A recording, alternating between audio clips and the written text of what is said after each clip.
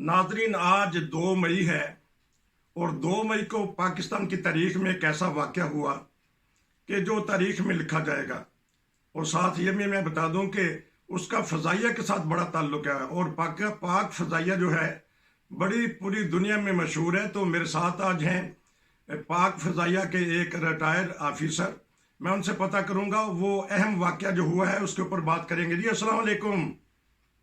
वालेकुम सलाम वरहमतुल्लाह। बताइएगा कि पाक फ़ज़ाइया का दुनिया में एक नाम है, लेकिन 2 मई 2011 को एक ऐसा वाक़या हो जाता है कि उसके ऊपर उंगलियां उठ रही हैं, अभी तक किताबों में लिखा जाएगा।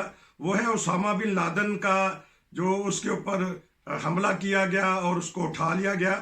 क्या वजह बनी कि पाकिस्तानी रडार और पाकिस्तानी फ़ज़ाइया को पता ही नहीं चला कि अमेरिका के 2-3 हेलीकॉप्टर अफगानिस्तान से आए हैं और वो एबटाबाद में आके उन्होंने हमला कर दिया। जी बात यह है कि असल में जो उसामा बिन लादेन था वो मुश्तरका दुश्मन गिना जाता था सबका, इस्लामाबाद में भी और अमेरिका में भी और नेटो में भी और यूरोपियन यूनियन में भी। जो ये वो मशहूर है कि जी पाकिस्तान में वो उसने अटैक किया और पाकिस्तान को पता नहीं चला। मैं समझता हूँ कि ये जो है ये एक तस्वर जो है ये सिर्फ एक उस वक्त बहाना बनाया गया, जी हमें पता नहीं चला है। वरना जहां तक मेरा इल्म है, अगर कोई 100 फुट की बुलंदी पर भी कोई एयरक्राफ्ट या हेलीकॉप्टर जो है वो जमीन से उड़ता हुआ पाकिस्तान की फिजाई हदूद में दाखिल हो, तो हमारा रडार सिस्टम ऐसा है कि वो उसको पिक कर लेता है और कोई वजह नहीं कि वो छुप सके। लेकिन बाज़ बात ये होता है कि ऐसे पहाड़ी इलाके, क्योंकि एबटाबाद एक पहाड़ी इलाका है, उनके अगर पहाड़ी इलाकों में से कोई लो लेवल फ्लाइंग करके आ जाए तो उस वक्त वो चंद लम्हों के लिए या बीच में कभी कभी रडार की आंख से ओझल हो जाता है। तो उस वक्त हो सकता है कि ये भी फैक्टर हो। लेकिन मैं समझता हूँ कि ये उस वक्त जो है मिलिट्री ने या पाकिस्तान ने जो ये लिया स्टांस के जी हमें पता नहीं चला है या लोग जो कहें, तो इसमें मेरा ख्याल सच्चाई नहीं है, बल्कि ये एक बहाना बनाया गया ताकि लोग जो हैं वो मिलिट्री और एयरफोर्स के खिलाफ ना हो। लेकिन अमेरिका का सदर अमेरिका में बैठ के अपनी काबीना के साथ वो एक एक लम्हा देखता है, तो हमारे अफसरान जो है वो सोए रहे हैं। तो इस बारे में बताइएगा कि अगर अमेरिका में नजर आ सकते हैं उस वक्त हेलीकॉप्टर, तो हमारे दूसरे अफसरान जो जाग रहे होंगे उस वक्त उनको पता ही नहीं चला। बात यह है कि जो अमेरिका का नेटवर्क सिस्टम है, जो उनकी कम्युनिकेशन है, जो उनका सिग्नल सिस्टम है, वो आप पाकिस्तान के साथ नहीं कंपेयर कर सकते। उनके पास सैटेलाइट है, उसके थ्रू वो हर चीज मॉनिटर कर लेते हैं। पाकिस्तान का जो है सिस्टम ये भी हो सकता है कि उन्होंने जैम कर दिया हो। क्योंकि वो ज़ाहिर है हम लोग जो है यूरोप से खरीदते हैं सिस्टम, हम लोग अमेरिका से सिस्टम खरीदते हैं और उनको उसके इन्स एंड आउट का पता होता है। तो ये हो सकता है कि उस वक्त उन्होंने इसको जैम कर दिया हो और यहाँ कुछ पता ही ना लगा हो, क्योंकि जब आप जैम कर देते हैं तो बिल्कुल ब्लैकआउट हो जाता है। तो इसलिए ये कंपेयर नहीं हम कर सकते कि जी अमेरिका में तो वो देख रहे थे तो पाकिस्तान को क्यों नहीं पता लगा। लेकिन मेरा फिर भी चांस जो है वो यही है कि इनको पता जरूर लग गया था, लेकिन ये उस वक्त जो प्लानिंग की गई थी उसमें हो सकता है हमारी कुछ एजेंसी या कुछ ऐसी जो है लीडर जो थे उस वक्त वो उसमें शामिल हो और उन्होंने इसकी रेजिस्टेंस नहीं की। अच्छा, ये बताइएगा कि आज़ाद सैयद एक बहुत बड़े सहाफ़ी हैं, उन्होंने किताब भी लिखी है। कल भी वो अपने प्रोग्राम में कह रहे थे कि उसामा बिन लादेन काफ़ी अरसा से वहाँ रह रहे थे और वो हमारी इस्टेब्लिशमेंट को पता था और उनकी हरकत और सकनात पे वो देखते भी रहते थे। और इस बारे में बताइएगा कि हमारे बड़े बड़ों को कुछ पता था कि वो काफ़ी देर से वहाँ रह रहे हैं, मुशर्रफ के ज़माना से। जाहिर है ये तो इसमें कभी हो नहीं सकता कि वो एबटाबाद के इलाके में रहता हो जहाँ की ट्रेनिंग है, पाकिस्तान की सबसे बड़ी अकेडमी है जहाँ मिलिट्री अफसर तैयार होते हैं, वहां के इलाके में ऐसी जो एक्टिविटीज और इतना बड़ा टेररिस्ट या इतना बड़ा लीडर जिससे यूएस भी खौफ खाता हो वो रहता हो, तो ये कभी हो नहीं सकता कि हमारे इंटेलिजेंस वालों को पता ना हो। उनको यकीनन पता था, क्योंकि ये जब अफगानिस्तान से ये फौज निकली है रूस की जो है, उस वक्त जो है وہ واپس سعودی عرب سے افغانستان میں آ گیا تھا اور یہاں آ کے اس نے القاعدہ کو مزید آرگنائز کیا. اور وہ اس وقت بھی ان کو امریکہ کو یہ پتا تھا کہ یہ بارڈر کے ساتھ ساتھ یا پاکستان سے یہ کاروائیاں کر رہا ہے یا وہاں رہتا ہے اور یہ یا افغانستان آتا جاتا رہتا ہے. تو اس لیے وہ جو ہے وہ دونوں چیزوں کو دونوں جگہوں کو مانیٹر کر رہے تھے. اور یہ ظاہر ہے یہ جو آپریشن ہوتے ہیں یہ دونوں تینوں ملکوں کی انٹیلیجنس کی کوآرڈینیشن سے ہوتے ہیں. یہ کبھی اکیلے نہیں ہو سکتے اور نہ ہی یو ایس جو ہے اس کو یہ اجازت دی جا سکتی کہ وہ اپنے طور پہ کسی تیسرے ملک میں گھس کے جو ہے وہ اٹیک کرتے. کہنے والے کہتے ہیں وہ 2-3 دفعہ اس جو ان کا بنایا گیا تھا محل یا کمپاؤنڈ اس میں سے نکلے ہیں تو وہ انٹرنیٹ بھی نہیں استعمال کرتے تھے اور بہت ساری ایسی چیزیں نہیں استعمال کرتے تھے جس سے ان کی نشاندہی ہو سکے. تو تاریخ میں اس واقعہ کو کس طرح لکھا جائے گا؟ فضائیہ کے بارے میں پاکستانی حکومت کے بارے میں کوئی نہ کوئی تاریخ دان تو کچھ لکھے گا نا کہ اس وقت کی ہماری ناکامیاں کیا تھی اور یا کامیابی کیا تھی، کیونکہ آپ فضائیہ سے تعلق رہا ہے آپ کا.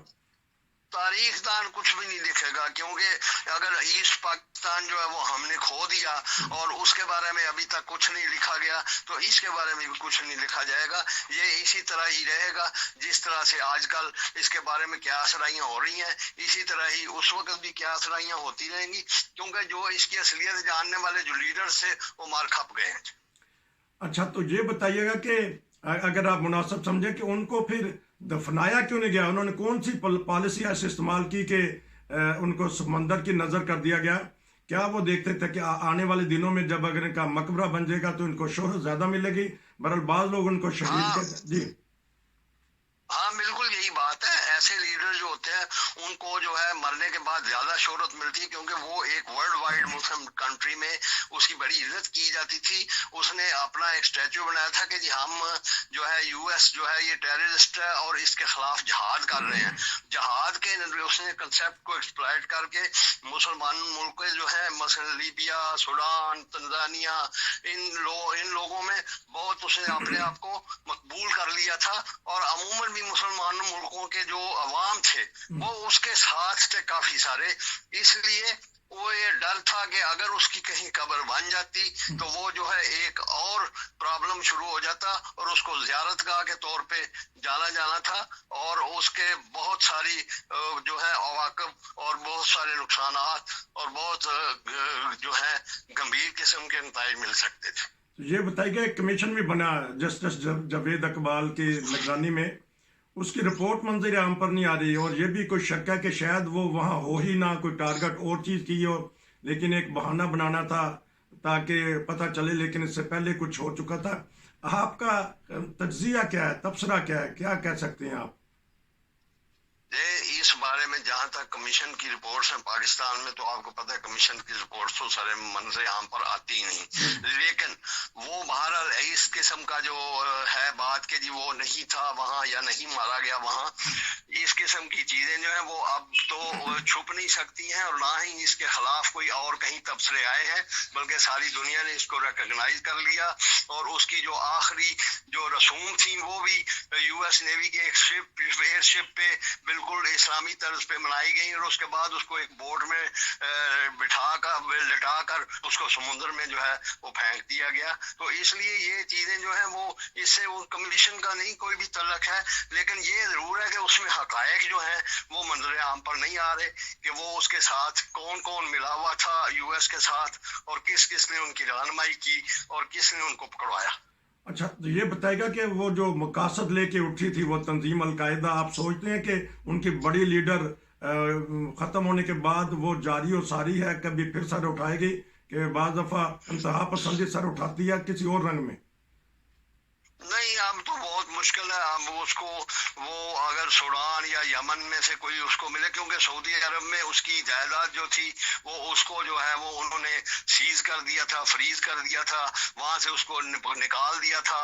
وہ وہاں سے جو ہے سوڈان میں چلا گیا، سوڈان نے بھی اس کو نکال دیا، وہ پھر افغانستان چلا گیا. تو اس لیے وہ جو ہے اس وقت اس میں اب اتنی جان نہیں رہی. اور انٹل اینڈ انلیس کوئی ایسا کام ہو جس طرح اب یوکرین کے خلاف یو ایس نے کیا ہے، اگر اگر کسی مسلمان ملک کے خلاف دوبارہ ایسی اٹیک ہوا یا اس قسم کا حملہ ہوا تو پھر وہ تنظیم جو ہے وہ پھر مسلمان ملکوں کے عوام جو ہے ان کی وہ اس کو وہ ہو سکتا ہے پھر جو ہے اس کی حمایت میں اٹھ کھڑے ہوں اور پھر وہ کبھی طاقت پکڑ لے، لیکن ابھی فی الحال وہ نہیں طاقتور ہو سکتی ہے۔ آخر میں کیونکہ میں اس بات کی تائید کروں گا کہ پاک فضائیہ جلد سے جلد اس کے رڈار کو کنٹرول کر لیتے ہیں۔ ابھی لندن کا طیارہ گرایا ہے تو اس وہ پاک فضائیہ کی کارکردگی کی وجہ سے ہی گرا ہوگا کہ یہ بات غلط ہے کہ پاک فضائیہ اس وقت سو رہی تھی؟ نہیں، پاک فضائیہ کبھی بھی نہیں سوتی ہے۔ اچھا، یہ آپ ذہن سے نکال دیں، اچھا، وہ کبھی بھی نہیں سوتی ہے، 24 گھنٹے الرٹ رہتے ہیں ہمارے جہاز بھی اور ہمارے رڈار بھی۔ آپ کا بہت شکریہ کیونکہ آپ بہت ہی زیادہ مصروف ہیں، آپ نے میری درخواست پہ مجھے چند منٹ دیے۔ ناظرین، یہ تھے ہمارے عبدالباسط صاحب، پاک فضائیہ کے آفیسر رہے ہیں۔ انہوں نے بتایا کہ اسامہ بن لادن کا کیا واقعہ ہوا، تاریخ برحال بتائے گی کہ اس سے کیا ہم نے سبق سیکھا۔ نصیر کو اجازت دیجیے، پھر اگلے کسی پروگرام میں ملیں گے، تب تک اللہ حافظ۔ آپ کا بہت شکریہ۔